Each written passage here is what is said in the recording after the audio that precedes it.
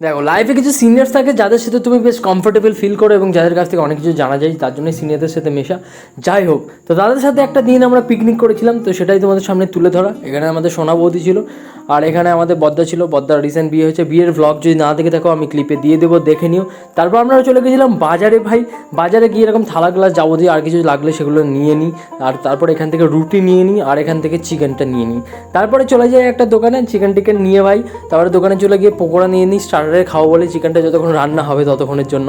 তো গিয়ে এরকম মাংস টাংস ধুয়ে নিই ভাই প্রথমেই, তারপরে চাপিয়ে দিই মাংস। ও প্রসেস তো সবাই জানাই আছে, ব্যাচেলারদের রান্না কেমন আবার হবে। যাই হোক, তো ভালোই হয়েছিল রান্না, এরকম কষছিল, আর গরমে বেজে হাল ভাই, এই যে ঘেমে টেমে একাকার অবস্থা। তো তারপরে এরকম কষানো টষানো চলছিল, আর এই যে বদ্দা লাল লাল ঝাল ঝালভাবে একদম কষানোটা ভালোই হয়েছিল। আর এই যে বদ্দা আমাদের ক্যাট মারছিল, আজকে রাঁধুনি শেফ ওই, আর আমি ছিলাম পাশে গাইড দিচ্ছিলাম। তারপরে একটু কষানোর কাছ থেকে আমিও 2 পিস ভাই তুলে নিই, লোভ সামলাতে পারি না, কী করব। তারপরে চলে যাই গরমে একটু গরম গরম মিষ্টি খাওয়ার জন্য, কী করব, রুটির সাথে ভালোই লাগে। তো তারপরে চলে আসি টেবিলে, দেখি মাংস এরকমভাবে সাজানো আছে, বেশ হয়েছিল। আর সাথে ছিল ভাই রুমালি রুটি, হা হা হা, আর কি চাই। তার সাথে ছিল একটা লেগ পিস, উফ উফ, পুরো কমপ্লিট ভাই। সাথে ছানার জিলাপি, গরম মিষ্টি।